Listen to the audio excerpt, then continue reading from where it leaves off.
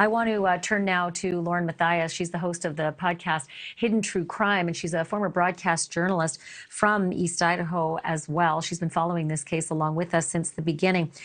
You know, when I spotted those numbers going down and spotted that they were buried in the release, I mean, it was really hard to find that. That news has been public, I guess you could say, since last weekend, although impossible to pick up unless you read every inch of every single press release, even the stuff you'd read before.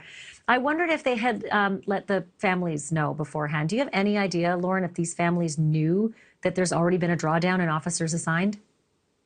I don't know if family has known, but I do know that Kaylee's father has been very public with his, he's not happy that police, with their transparency. And I know that he's talked about hiring or has hired a personal investigator.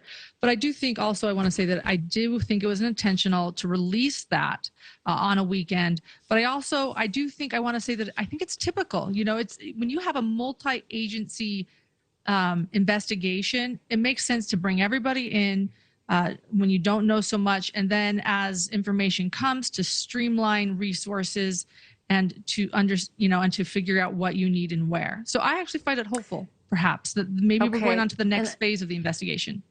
Maybe, they call it the analytics phase, and there's a lot of analytics that are going to need to be triangulated in this case. What Nancy Liu witnessed today and tonight with those 5 agents going through the house, I say agents, they could have been officers. We don't know who they were.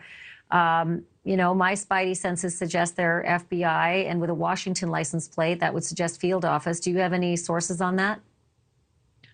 I don't know who went in. I did see that. I retweeted Nancy there. I thought that was so interesting.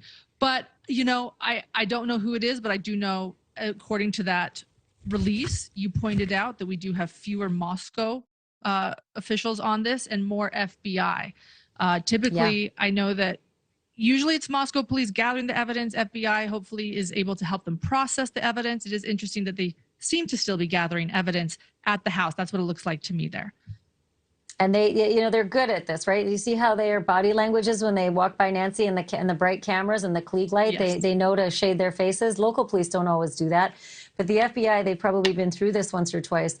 And I can only imagine that the additional officers, I think somebody in the control room can help me out with this, but I think there were maybe either 4 or 6 new FBI officers who were added to this case. And looky, we've got 5 new guys, maybe. It's possible. Oh, it was 5. There you go. We got the number. It was 5 new FBI officers who were added to this case, and we have 5 guys out there tonight going through the house. My thought is that they would need a guide.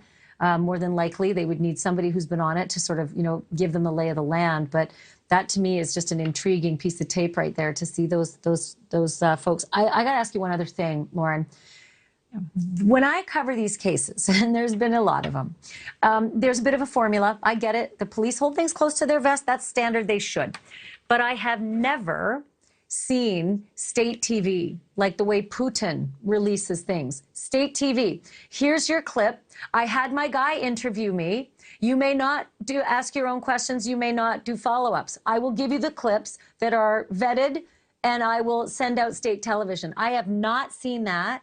And at a time when there's scrutiny, and there should be, it's odd. Am I just not in the right town? Is this the way things work in Idaho? Because I think not.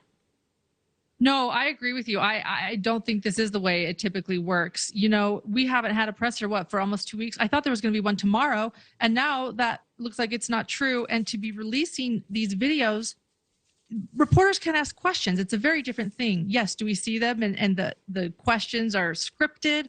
They're saying what they want to say. It's very, very curious. And I also think it leads to speculation, some dangerous speculation in the true crime community. I'm really hoping that we see a press conference soon where reporters can ask the questions they want to ask. Right. Exactly, because there's still a ton of questions I have for the folks, who are working this investigation. Stuff they can answer, stuff that they can answer that won't impede the investigation. Lauren, as always, it's good to have you. Thank you for giving us the perspective, especially from right there. It's important to know, what's going on the ground. So much appreciated. We'll have you back. Thanks again. Thank you for watching. Go to newsnationnow.com to find NewsNation on your television provider. And don't forget to click the red subscribe button below to get more of NewsNation's fact-driven, unbiased coverage.